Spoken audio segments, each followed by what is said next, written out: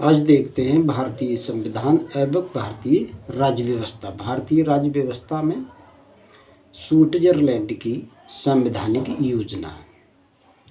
Switzerland संघात्मक प्रणाली की दृष्टि से विश्व के सबसे महत्वपूर्ण देशों में से एक है।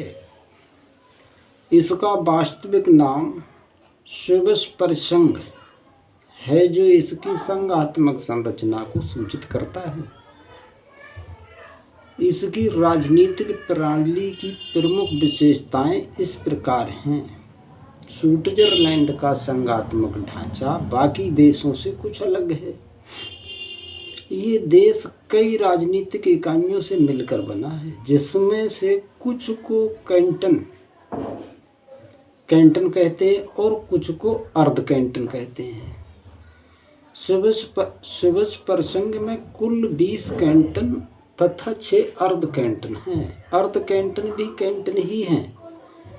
इस नामकरण का सिर्फ ऐतिहासिक महत्व है। प्रत्येक कैंटन का अपना पृथक संविधान, अपनी विधानसभा और अपनी सरकार है। 1874 से चले आ रहे स्विस संविधान के तहत संघीय सरकार को कुछ निश्चित शक्तियां दी गई हैं, जिसका अवशिष्ट शक्तियां कैंटनों के पास है। संघ के स्तर पर संघीय सभा विधेयिका का कार्य करती है। संघीय ढांचे के अनुरूप इसके 2 सदन हैं। निचले सदन को राष्ट्रीय परिषद कहा जाता है, जबकि उच्च सदन को राज्य परिषद कहते हैं।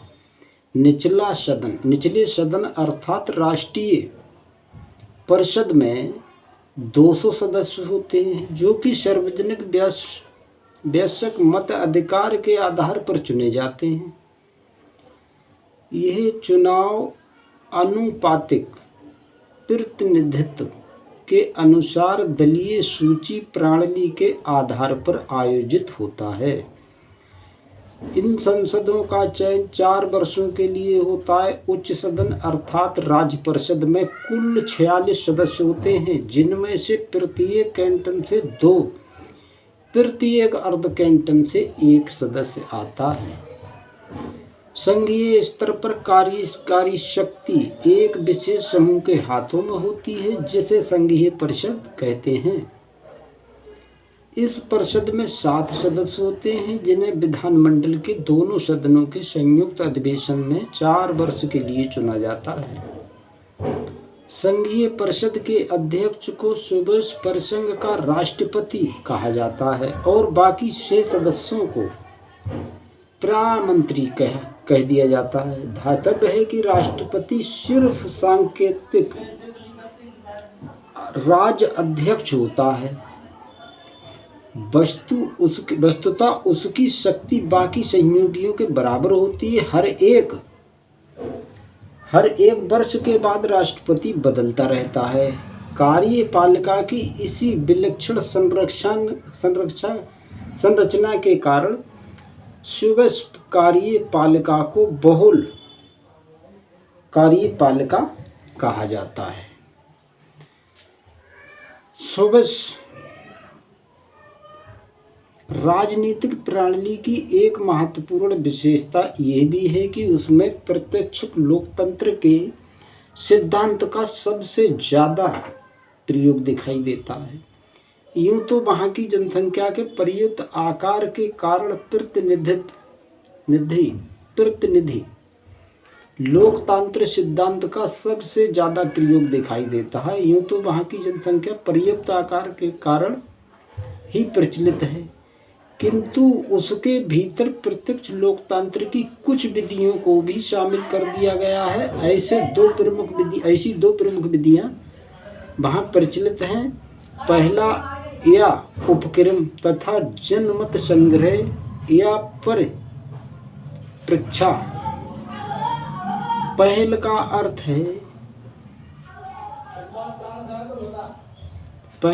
अर्थ है कि यदि कोई साधारण नागरिक या नागरिकों का समूह चाहे तो वो किसी कानून या संविधान संशोधन के विधेयक का प्रारूप स्वयं तैयार कर सकता है। यदि पंजीकृत मतदाताओं की एक निश्चित संख्या पर उस पर हस्ताक्षर कर देती है तो सरकार के लिए बाध्यता होती है कि वो विधान मंडल या निर्वाचन मंडल से उस पर मतदान कराए।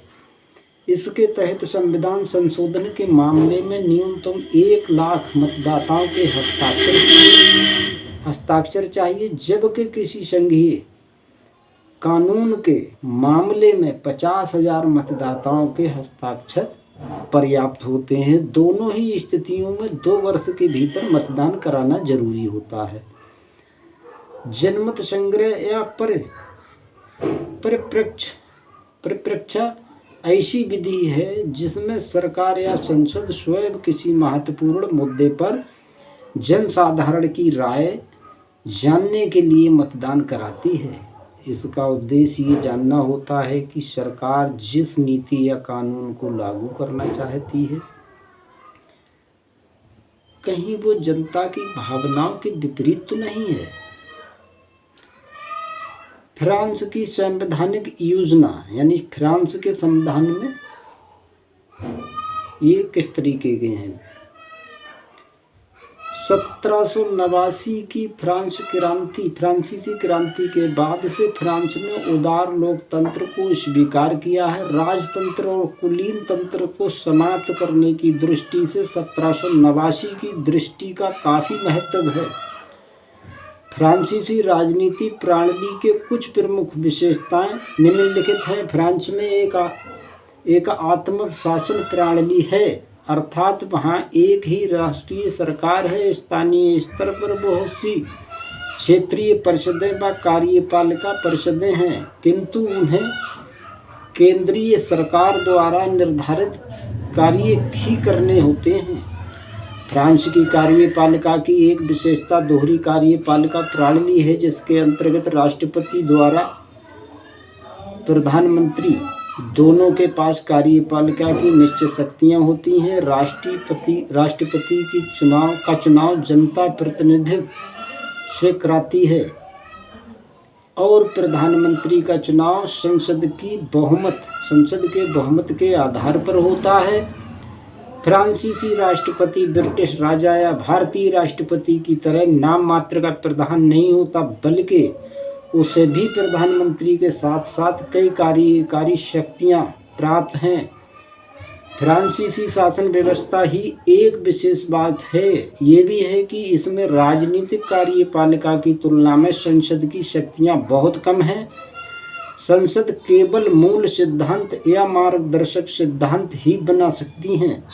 अन्य क्षेत्रों में सरकार को कानून बनाने की पर्याप्त शक्ति मिली हुई है।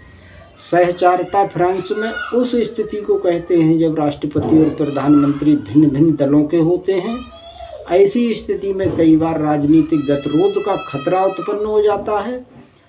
फ्रांस की चुनाव प्रणाली का एक उपबंध विशिष्ट है कि इसे द्वितीयक पूर्ण बहुमत प्रणाली या दोबारा मतदान प्रणाली कहते हैं।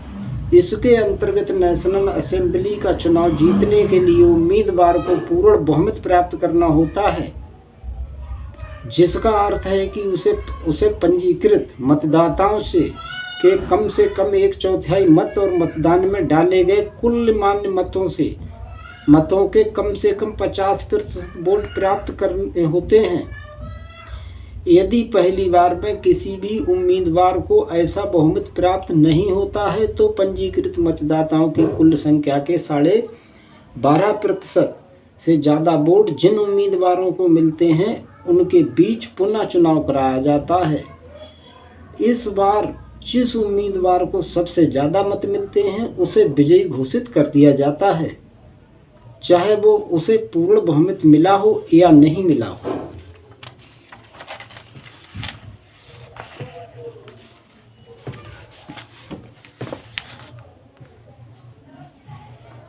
फ्रांस के राष्ट्रपति की चुनाव प्रक्रिया में यही पद्धति कुछ भिन्न तरीके से प्रयोग की जाती है। इसमें कुछ यदि पहली बार में किसी उम्मीदवार को पूर्ण बहुमत प्राप्त नहीं हो तो संवैधानिक मत प्राप्त करने वाले 2 उम्मीदवारों के मध्य मुकाबला कराया जाता है और उनके विजेता को निर्वाचित मान लिया जाता है। फ्रांस की राजनीतिक प्रणाली में एक विलक्षण विशेषता पाई जाती है जिसे निर्वाचित पदों का संचय कहते हैं। इसका अर्थ है कि वहाँ के निर्वाचित प्रतिनिधि एक से अधिक निर्वाचित पदों पर एक साथ बने रह सकते हैं। जैसे वे एक समय में नगर पालिका के सदस्य या मेयर भी हो सकते हैं और संसद के सदस्य भी। इस प्रथा के कारण वहाँ की सांसद की शक्ति को बहुत नुकसान पहुँचता है, क्योंकि अधिकांश निर्वाचित लोग अपने क्षेत्र कार्यकलापों में इतने व्यस्त होते हैं कि संसदीय जिम्मेदारियों के निर्वाह पर पूरा ध्यान नहीं दे पाते। दूसरी ओर एक नियम ये भी है कि कोई भी व्यक्ति सरकार में काम करते हुए जैसे कि मंत्री होते हुए संसद का सदस्य नहीं हो सकता। इसलिए नेशनल असेंबली के प्रत्येक उम्मीदवार को एक अनुपूरक नियुक्त करना पड़ता है जो उसके मंत्री बन जाने या उसकी मृत्यु हो जाने की स्थिति में उसके प्रतिनिधि के तौर पर कार्य कर सके। फ्रांस की न्यायपालिका को अमेरिका या भारतीय न्यायपालिका जैसी शक्ति प्राप्त नहीं है। वहाँ का सर्वोच्च निकाय संविधान परिषद है।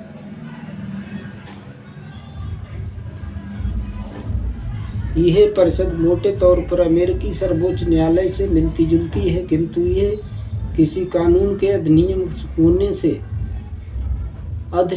होने से पहले ही उसका न्यायिक पुनरीक्षण कर सकती है, अधिनियमित हो जाने के बाद नहीं। वस्तुतः फ्रांस की राजनीतिक प्रणाली में प्रधानमंत्री और राष्ट्रपति की शक्तियां इस प्रकार बनाई गई हैं कि इनमें से किसी एक को बहुत ज़्यादा अधिकार प्राप्त नहीं है। इसलिए कुछ इसे अर्ध अध्यक्ष आत्मक व्यवस्था कहते हैं, तो कुछ के अनुसार अर्ध संसदीय प्रणाली है। कुछ लोगों ने तो राष्ट्रपति की अत्याधिक शक्तियों को देखकर इसे अर्ध राजतंत्र भी कहा है।